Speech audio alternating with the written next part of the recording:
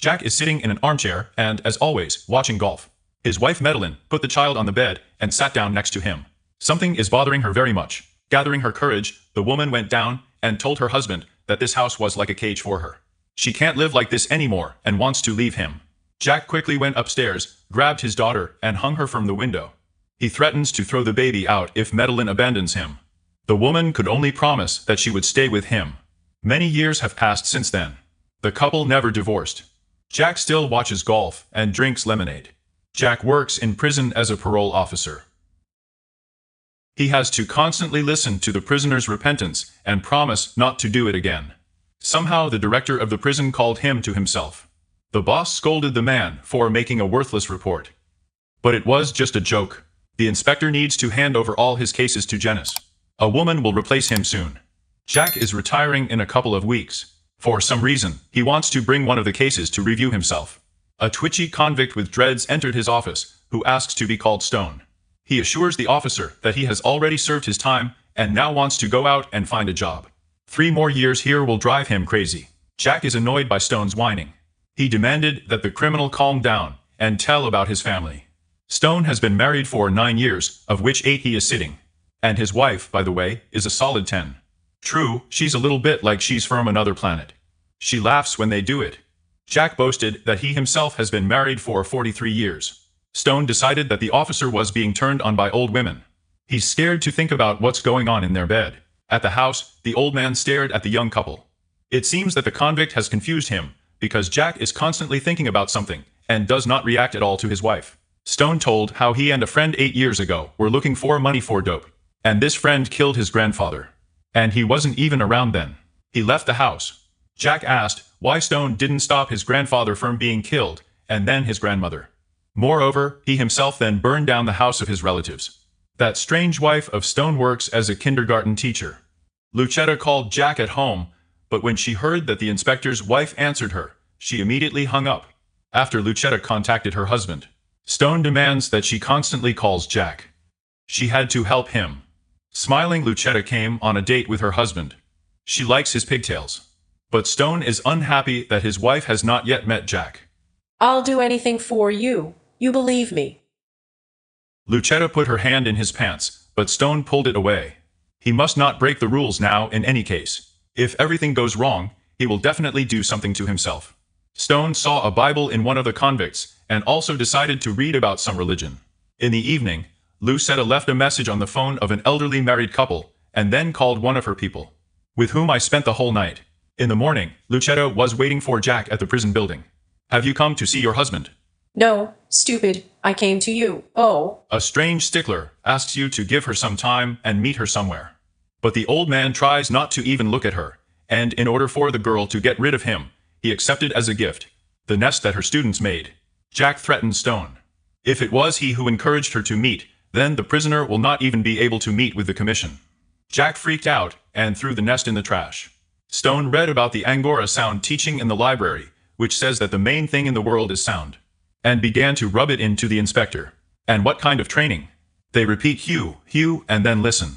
But most importantly, a person will live many lives until he atones for his sins. I wonder what kind of sins Jack committed. This question piqued Jack, and after Sunday service, he decided to stay at the church to talk to the priest. Jack, following the teachings, began to buzz like a bee, but he did not feel any effect. He continued to mumble in his cell. Lucetta called Jack at home again and offered to meet him after all. They can have lunch, all 3 of them together with his wife. Suddenly, Lucetta began to tell in a sexy whisper how she loves her husband and is ready to convince Jack of this. All she needed was for him to let her come to him. He took the bait. You'll be out of here soon, honey. Stone complains that the prison is very noisy. He can't sleep or even collect his thoughts. He's very sick. And what did you eat in the evening? Maybe it was just the food that was spicy. But it's definitely not about the food. Jack melted and finally met Lucetta. The man told about his granddaughter and rheumatism. Lucetta insists that Jack come to her. She has magnetic insoles that will help to cope with the pain. And she also puts magnets under her pillow. All these pains from harmful radiation, microwave, phone and the like, and magnets cleanse the body. Having confused her grandfather, Lucetta fed him an egg, and then lured him to her. Jack was usually home by this time. Madeline dozed off, waiting for her husband on the porch. At the same time, he was drunk and seduced by a cheerful girl. At some point, the grandfather swam and lay down on the bed, and the seductress began to undress him. Jack had a hard time with the next prayer before dinner. Do you want an egg? Stone hasn't eaten in 2 days. The guards decided to take him to the infirmary. In the corridor, he sensed something was wrong. 2 white convicts attacked a black guy and began poking him with a knife. One of the thugs held the door so that the guard could not go inside. The brutal massacre took place right in front of Stone. He held out his hand to the dying boy, but he no longer saw him. In the dining room, Stone stared at the painted deer and smiled. Jack listened to a podcast about how a person sins because he is already born a sinner, and continued to visit Stone's wife. The inspector convinces Lucetta that no one should know about their relationship, otherwise it will end badly for all of them. During the next date, Stone behaved strangely, did not eat anything, and talked about the eternal and the infinite. Lucetta didn't understand a damn thing, and began to tell that Jack promised that the commission would consider his case and take into account mitigating circumstances. But it seems that Stone himself doesn't care about early release anymore. His thoughts are hovering somewhere. Honey, it's gonna be great, right? The girl burst into tears, thinking that she had done something wrong, and a second later she was angry at her husband.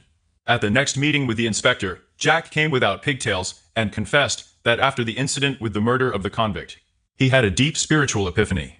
He realized that his life was not so empty and meaningless. Jack asked me to stop talking nonsense. It won't help him anyway. But Stone continues to bend his line. Like, he accepted himself and knows what he will do if he can't get out.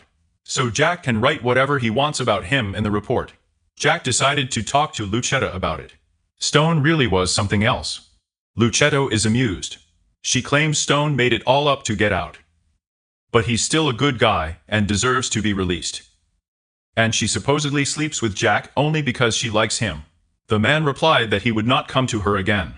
But Lucette knows she's coming. She doesn't even doubt it. Why, he can't leave even now. Do you go to church? No, and there is no God. Jack returned home again late at night and tried to wash away the traces of his sin. Stone will need to meet with a couple more specialists so that they will give him their assessment. And Jack has already done his job. He has already sent a report to the commission. Suddenly, Stone began to talk about how he returned to the house that day and saw the body of his grandfather, and then his grandmother, whose leg was cut off. There was a terrible noise in his head. When he came to his senses, he thought about the fire, took a can of gasoline, and set fire to the house. The fire devoured the bodies of the old men in front of Stone. And he thought about how wonderful it was. He knows that he has to answer for his actions and feel guilty, but he does not feel it. Only now did he realize that this was how it was supposed to happen. It's all from God, like some kind of earthquake or flood. They're all part of a big plan, like the old men who were killed that night. And it's better not to believe Lucetta Jack. She's weird and seduced him because she's like an animal. For her, it's just a game. Jack freaked out. They both got it. A man doesn't care about Stone anymore, and he demanded that the psycho get out of here. Burn your life to hell, the prisoner advised him at parting. That night, Lucetta left Jack a message on his answering machine again and asked him to call her back. Without waiting for the call, Lucetta decided to come to her lover's house in the evening. Jack promised his wife to settle everything and took the girl back to the car. He pretends that there was nothing between them and asks to get out of his plot. I thought you were my friend. Thank you, Mrs. Creeson. You're going to regret this. Now Jack is asking his boss for permission to rewrite the report on the Stone case just an hour before the hearing. He allegedly made a big mistake, but it was too late. The fate of this guy is determined, and Jack can't do anything about it anymore. The old man did not wait for the hearing and went home. His wife guessed everything and began to drink a lot. She asks Jack to finally confess, but the man pretends that he has no idea what she is talking about. While walking, Stone was hailed and informed that he was being released. And Jack doesn't like it at all. But at least he got rid of it. And now he won't have to communicate with him every year. Stone gets on his nerves and offers to talk more, for example, about his wife. Lucetta came into the office. The former passion between the spouses is no longer there. Good luck to you, Mrs. Creeson. Lucetta, Jack, we're all friends here, right? Lucetta. At the last moment, Stone told Jack that Lucetta had confessed to sleeping with him. It's probably against all the rules. I knew you were in it together, the old man told him. Stone promised Jack that they would meet again, so the officer is now sitting on the porch with a gun. Without waiting for the attack, Jack returned to the house and went to bed. He woke up in the middle of the night. There were sounds below. Jack went down and saw that the first floor of the house was on fire. Madeline sat on the bed, confused and terrified.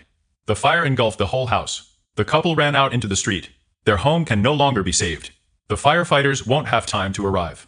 Jack curses the criminal he has set free. And Madeline says that no one set fire to the house. This is all an act of the Lord. She will say that this is an old wiring, and there were a lot of dry rags in the basement. And then Jack realized that his wife had done it. Finally, after so many years, Madeline was able to get rid of the cage, burn down her prison, and free herself from the custody of the jailer. And his daughter is already far away, and he will no longer be able to blackmail her. It was to her that Madeline moved to live. I thought you'd leave him sooner. You lasted a long time. Madeline admits that she almost left Jack once. But she doesn't want to say what exactly prevented her.